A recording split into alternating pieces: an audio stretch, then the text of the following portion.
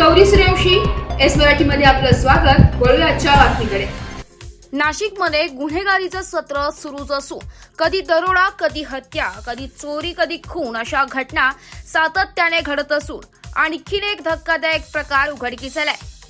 दिनांक 8 एप्रिल रोजी नाशिकच्या सिडको परिसरात प्रेम प्रकरणातून 7 ते 8 युवकांच्या टोळक्याने तरुणावर चॉपर व कोयत्याने हल्ला केल्याची धक्कादायक घटना समोर आली आहे। नाशिकच्या सिडको परिसरातील त्रिमूर्ती चौक या ठिकाणी असलेल्या शाळेसमोर 6 ते 7 युवकांच्या टोळक्याने एका तरुणावर चॉपर व कोयत्याने हल्ला केल्याची घटना घडली आहे। या घटनेने नागरिक भयभीत झाले असून सदर घटनेची पोलीस प्रशासनाला माहिती कळताच पोलीस प्रशासन घटनास्थळी दाखल झाले। तसेच यावेळी 2 युवकांना अटक केली असून याबाबत वरिष्ठ पोलीस निरीक्षक राकेश हांडे यांच्या मार्गदर्शनाखाली तपास सुरू आहे। यावेळी अधिक माहिती स्थानिक रहिवाशांनी बोलताना दिली आहे। पोलीस प्रशासनाने नाशिक शहरात कठोरात कठोर पावले उचलावी अशी मागणी आता जोर धरू लागली आहे।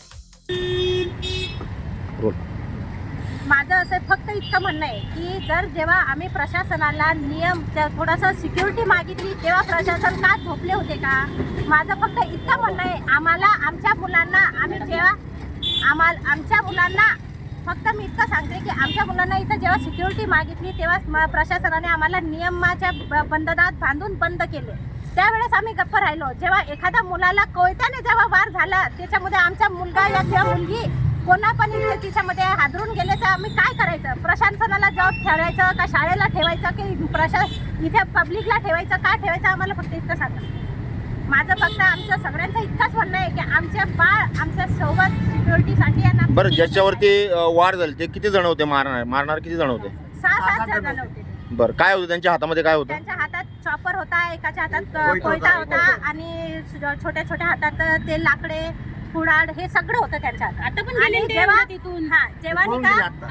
जेव्हा शाळेत सुटायची वेळ होती त्यावेळेसच हे सगळं घडलेलं आहे। सर्व आहे ना आपण मुलं आहे असे नाही मोठे नाशिक मध्ये असाही पोलिसांचा धाक राहिलाच नाहीये। आणि प्रशासन काय करतो? फक्त 2 दिवस आम्हाला सिक्युरिटी देणार, फक्त 2 दिवस।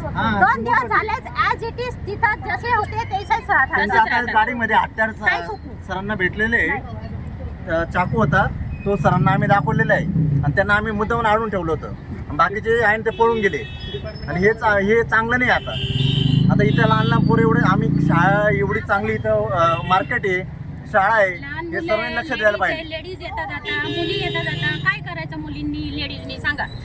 म्हणजे तुम्ही जर इथं संरक्षण देत नाही आणि तुम्ही तर म्हणता की मुलीचा कोण आता इथं तरी याची गुंड कमीत कमी शाळा सोडताना किंवा भरताना आहे ना इथं 2 पोलिस पाहिजे ही विनंती आम्हाला प्रशासनाकडे विनंती आहे।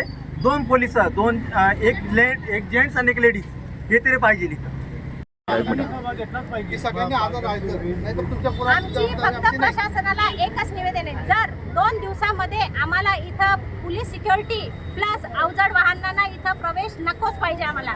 जर हे सगळं आम्हाला नाही भेटलं तर आमच्या पूर्ण शाळेचे पॅरेंट्स आपल्या इथं धोरण करू आणि सगळ्यांना निका मोर्चाच्या खाली रस्ता बंद करू।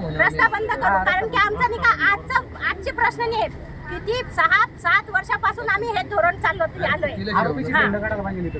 आणि ज्यांना पकडलं त्यांची धिंड काढलीच पाहिजे कारण पूर्ण एरियात काढली पाहिजे। पेपरमध्ये छापा धिंड काढलेली पेपरमध्ये पण येऊ द्या मला। परत ते तोडणे दाखवणार येतं। Madam 2 minute.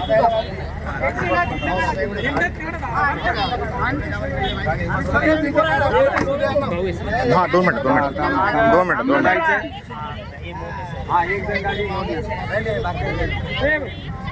गाडी घेतली हो तुम्ही ऑनलाईन गाडी घ्या। Bureau report, S Marathi news, Nashik. अशाच नवीन ताज्या घडामोडी जाणून घेण्यासाठी आमच्या एस मराठी न्यूज चॅनलला लाईक करा, शेअर करा, सबस्क्राईब करा आणि बेल आयकॉनला क्लिक करायला विसरू नका।